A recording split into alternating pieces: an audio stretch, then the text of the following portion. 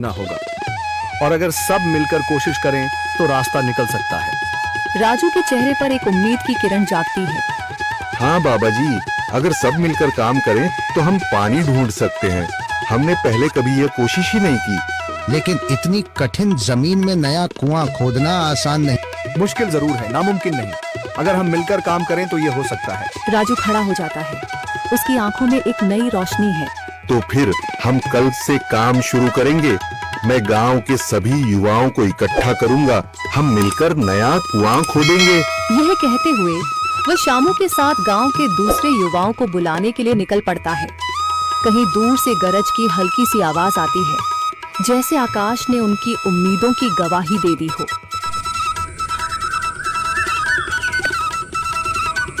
अगली सुबह राजू और शामू गांव के युवाओं को इकट्ठा करने निकल पड़े।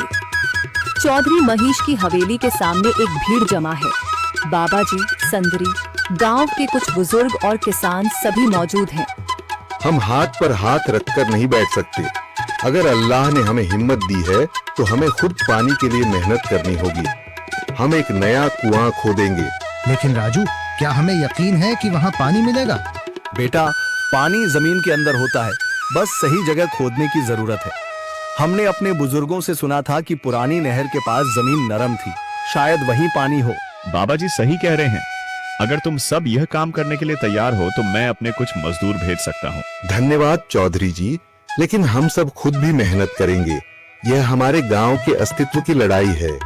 संदरी, जो अब तक चुप थी, आगे बढ़ती है। हम औरतें भी पीछे नहीं रहेंगी। हम पानी लाने की व्यवस्था करेंगी, खाना बनाएंगी, ताकि तुम सब आराम से काम कर सको। यही हिम्मत चाहिए थी संदर। पूरा गांव एक नई उम्मीद के साथ कुआं खोदने की तैयारी में जुट जाता है।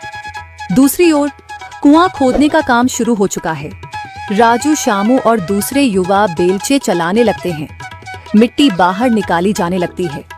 तेज गर्मी के बावजूद सब पूरी हिम्मत के साथ जुटे हुए हैं। दोपहर की तेज धूप जमीन आग की तरह तप रही है। गांव के लोग लगातार कुआं खोदने में जुटे हैं। हाथ छिलने लगे हैं, माथे से पसीना बह रहा है, मगर किसी ने हार नहीं मानी। महिलाएं पानी और सत्तू लेकर आती हैं ताकि पुरुषों को कुछ राहत मिले। हमें और गहराई तक जाना होगा। अब तक सिर्फ सूखी मिट्टी और पत्थर ही निकल रहे हैं। राजू, यह बहुत कठिन काम है। अगर हमें पानी न मिला। अल्लाह मेहनत करने वालों को कभी निराश नहीं करता बेटा। तुम सब अपनी कोशिश जारी रखो, पानी जरूर निकलेगा। हिम्मत मत हारो। अगर अब रुक गए तो फिर कभी पानी नहीं मिलेगा। सभी फिर से जोश में आकर काम में जुट जाते हैं, मगर सूरज की तपिश बढ़ती जा रही है और कई लोगों की सांसें तेज चलने लगती हैं। तभी एक तरफ से रामलाल और उसके आदमी हंसते हुए आते हैं। अरे भाई, तुम्हें लगता है कि जमीन तुम पर रहम करेगी? हाँ हाँ, ना समझ लोग, ये सब बेकार की मेहनत है। रामलाल, हमारा हौसला मत तोड़ो। अगर तुम मदद नहीं कर सकते तो कम से कम मजाक भी मत उड़ाओ। मदद? हाँ, मैं अपने कुएं का पानी बेच सकता हूँ, मगर मुफ्त में नहीं दूंगा। राजू सब अनसुना कर फिर काम में लग जाता है। शाम होने लगती है, लेकिन अभी तक पानी का नामो निशान नहीं। कुछ लोग मायूस होकर पीछे हटने लगते हैं। राजू, शायद रामलाल सही कह रहा है।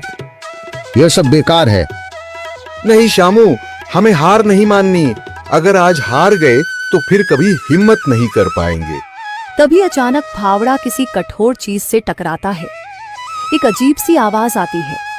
राजू चौंक कर देखता है और जल्दी जल्दी मिट्टी हटाने लगता है। अचानक एक ठंडी लहर महसूस होती है। सभी लोग दौड़ कर आते हैं। जैसे जैसे मिट्टी हटती है, नीचे से गीली जमीन नजर आने लगती है। सब हैरान रह जाते हैं। सुभान अल्लाह, मैंने कहा था ना, अल्लाह हमारी मेहनत को जाया नहीं करेगा। राजू और बाकी सभी जोर लगाते हैं। कुछ ही पलों बाद अचानक मिट्टी के नीचे से पानी की एक छोटी सी धारा फूट पड़ती है। गांव वाले खुशी से चिल्ला उठते हैं। पानी पानी निकल आया। यह अल्लाह की कुदरत है रामलाल, जिस पर तुम्हें यकीन नहीं था। पूरा गांव आनंद से झूम उठता है। लोग एक दूसरे को बधाइयां देते हैं। औरतें दुआ करने लगती हैं। कुछ दिन बीत चुके हैं। गांव वाले नए कुएं से पानी भर रहे हैं, खेतों को सींच रहे हैं और जिंदगी फिर से पटरी पर लौट रही है। मगर रामलाल अब भी अपनी